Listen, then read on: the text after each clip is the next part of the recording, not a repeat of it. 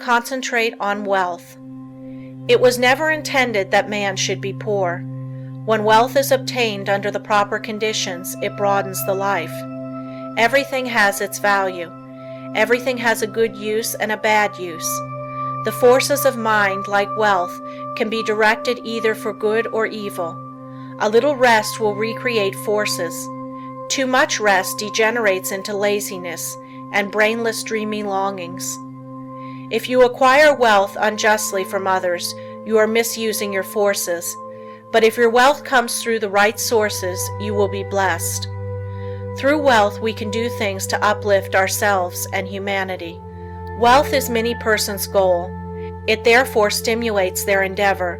They long for it in order to dress and live in such a way as to attract friends. Without friends, they would not be so particular of their surroundings. The fact is, the more attractive we make ourselves and our surroundings, the more inspiring are their influences. It is not conducive to proper thought to be surrounded by conditions that are uncongenial and unpleasant. So the first step toward acquiring wealth is to surround yourself with helpful influences. To claim for yourself an environment of culture, place yourself in it and be molded by its influences. Most great men of all ages have been comparatively rich. They have made or inherited money. Without money, they could not have accomplished what they did. The man engaged in physical drudgery is not likely to have the same high ideals as the man that can command comparative leisure. Wealth is usually the fruit of achievement. It is not, however, altogether the result of being industrious. Thousands of persons work hard who never grow wealthy. Others with much less effort acquire wealth.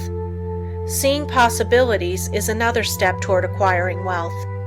A man may be as industrious as he can possibly be, but if he does not use his mental forces, he will be a laborer, to be directed by the man that uses to good advantage his mental forces. No one can become wealthy in an ordinary lifetime by mere savings from earnings. Many scrimp and economize all their lives, but by so doing waste all their vitality and energy. For example, I know a man that used to walk to work. It took him an hour to go and an hour to return. He could have taken a car and gone in 20 minutes. He saved 10 cents a day but wasted an hour and a half. It was not a very profitable investment unless the time spent in physical exercise yielded him large returns in the way of health.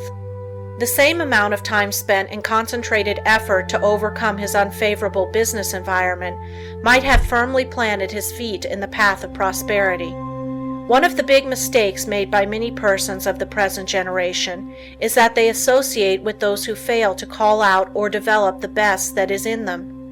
When the social side of life is developed too exclusively, as it often is, and recreation or entertainment becomes the leading motive of a person's life, he acquires habits of extravagance instead of economy, habits of wasting his resources, physical, mental, moral, and spiritual, instead of conserving them. He is, in consequence, lacking in proper motivation. His God-given powers and forces are undeveloped, and he inevitably brings poor judgment to bear upon all the higher relationships of life. While as to his financial fortunes, he is ever the leaner, often a parasite, and always, if opportunity affords, as heavy a consumer as he is a poor producer. It seems a part of the tragedy of life that these persons have to be taught such painful lessons before they can understand the forces and laws that regulate life. Few profit by the mistakes of others. They must experience them for themselves and then apply the knowledge so gained in reconstructing their lives. Any man that has ever amounted to anything has never done a great deal of detail work for long periods at any given time. He needs his time to reflect. He does not do his duties today in the same way as yesterday, but as the result of deliberate and concentrated effort, constantly tries to improve his methods. The other day I attended a lecture on prosperity. I knew the lecturer had been practically broke for 10 years. I wanted to hear what he had to say. He spoke very well. He no doubt benefited some of his hearers, but he had not profited by his own teachings.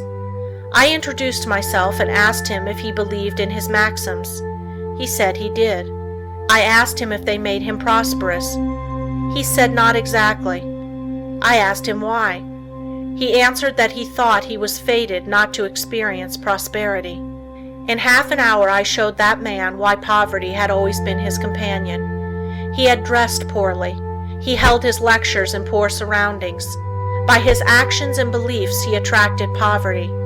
He did not realize that his thoughts and his surroundings exercised an unfavorable influence. I said, thoughts are moving forces, great powers. Thoughts of wealth attract wealth. Therefore, if you desire wealth, you must attract the forces that will help you to secure it. Your thoughts attract a similar kind of thoughts. If you hold thoughts of poverty, you attract poverty. If you make up your mind you are going to be wealthy, you will instill this thought into all your mental forces, and you will at the same time use every external condition to help you. Many persons are of the opinion that if you have money, it is easy to make more money. But this is not necessarily true. 90% of the men that start in business fail. Money will not enable one to accumulate much more unless he is trained to seek and use good opportunities for its investment. If he inherits money, the chances are that he will lose it. While if he has made it, he not only knows its value, but has developed the power to use it as well as to make more if he loses it.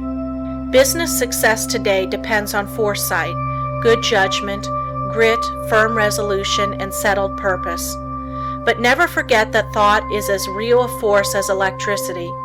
Let your thoughts be such that you will send out as good as you receive.